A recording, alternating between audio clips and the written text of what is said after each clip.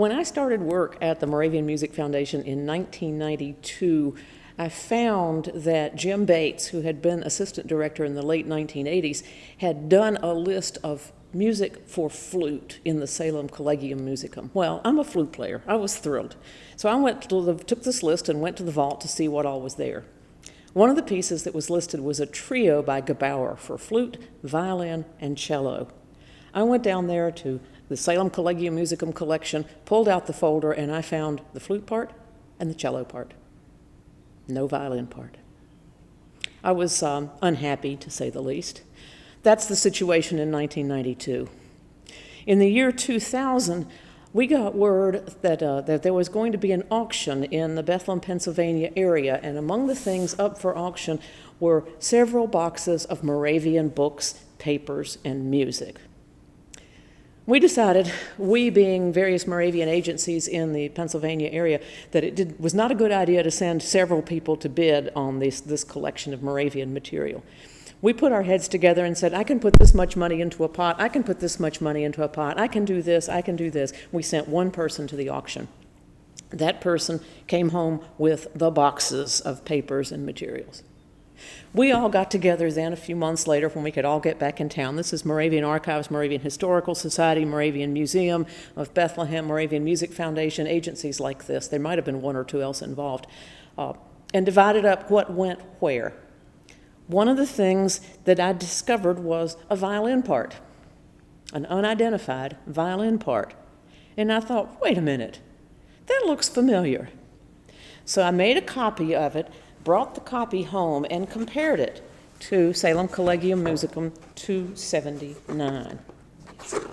On my way down the box to 279, which is right there.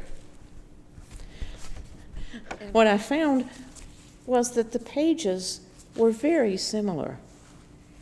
This is the flute part right there. This is the cello part, which is on a slightly different page size, and here's the violin part.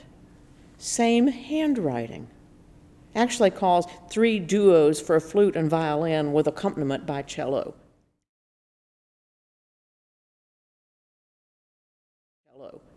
By Etienne Francois Gebauer.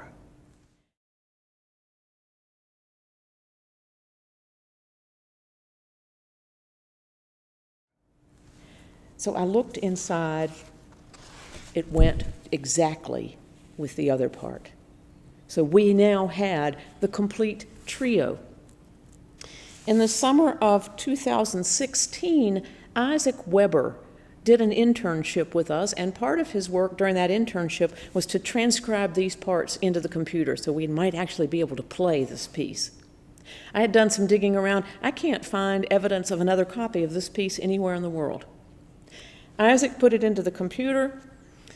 I proofread.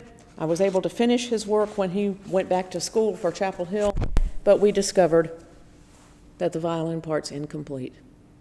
The last page isn't there.